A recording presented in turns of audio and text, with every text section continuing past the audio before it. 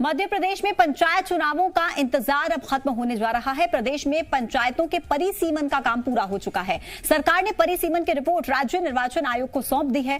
परिसीमन के बाद प्रदेश में 286 पंचायतें अब बढ़ गई हैं और अब पंचायतों की जो कुल संख्या है वो बढ़कर 22,985 हो गई है और इसी के साथ पंचायतों में 2000 नए वार्ड्स भी बनाए गए हैं। पहले 3,62,309 वार्ड्स थे, लेकिन अब 3,64,309 हो चुके हैं। बताया जा रहा है कि 25 अप्रैल तक पंचायत चुनाव के लिए मतदाता सूची तैयार होगी। अब पंचायतों में आरक्षण का काम बाकी है। आरक्षण के लिए राज्य पिछड़ा वर्ग कल्याण आयोग ओबीसी वर्ग की जानकारी जुटा रहा है। इसके बाद सरकार को रिपोर्ट सौंपी जाएगी और इसी रिपोर्ट के आधार पर आरक्षण भी तय होगा। लंबे समय से एमपी में पंचायत चुनाव लंबित हैं। आरक्षण और परिसीमन के विवाद को लेकर पंचायत चुनाव रद्द कर दिए गए थे।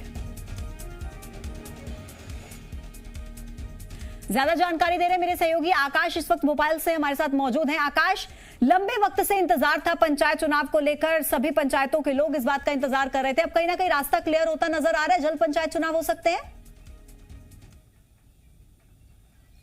निश्चित तौर पर पूजा, देखिए गांव की सरकार लंबे वक्त से नहीं बनी है। बीते दिन तारीखों का ऐलान जरूर हुआ, लेकिन विवाद की स्थिति उत्पन्न हुई। आरक्षण और परिसीमन को लेकर पंचायत चुनाव निरस्त हो गए, लेकिन अब सरकार ने परिसीमन नए सिरे से पूरा कर लिया है। पंचायतों का विस्तार हुआ है, नई वार्ड बनाई गई हैं, नई पंचायतें बनाई गई हैं और ये रिपोर्ट राज्य निर्वाचन आयोग को राज्य सरकार ने सौंप दिया है, जिसके बाद अब आरक्षण का काम बचा हुआ है और आरक्षण के लिए ओबीसी को 27% आरक्षण देने को लेकर विवाद था, जिसके लिए राज्य पिछड़ा वर्ग कल्याण आयोग इसकी स्टडी कर रहा है।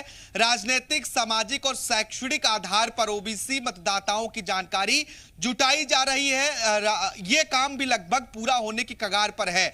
जल्द ही यह डेटा भी राज्य सरकार को ओबीसी कल्याण वर्ग आयोग उपलब्ध करा देगा, जिसके बाद इस डेटा के आधार पर आरक्षण की प्रक्रिया, आरक्षण के मानक भी पंचायत चुनाव में तय हो जाएंगे।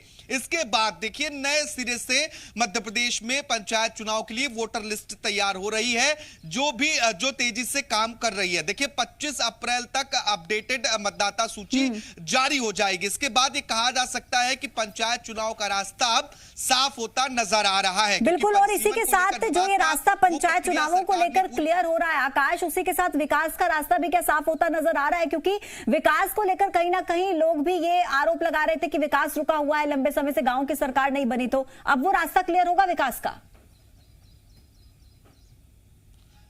निश्चित तौर पर देखिए अब तक जो गांव की सरकार है वो जनप्रतिनिधियों के हाथ में ना होकर समूहों के हाथ में है। ऐसे में कहीं ना कहीं जो विकास की रफ्तार होती है वो थोड़ी बहुत जरूर धीमी दिखाई देती है, लेकिन जब जनप्रतिनिधि होते हैं तो वो कई तरीके से जनता की समस्याओं को समझते हैं और देखते हैं, उसके आधार पर काम होता है। क्योंकि एमपी में देखिए राज्य सरकार खुद हर स्तर पर फोकस करके रखती है ताकि जो सरकार की जन कल्याणकारी योजनाएं हैं और विकास का रोड मैप है वो अंतिम व्यक्ति तक पहुंचे। लेकिन इसके बावजूद गांव की जो सरकार है वो बहुत जरूरी होती है, क्योंकि ये लोकतंत्र की सबसे छोटी इकाई मानी जाती है। ऐसे में अब ये कहा जा सकता है कि मध्य प्रदेश में गांव की सरकार जल्द बनेगी और विकास के नए द्वार भी इससे निश्चित तौर पर खुलते हुए नजर आएंगे।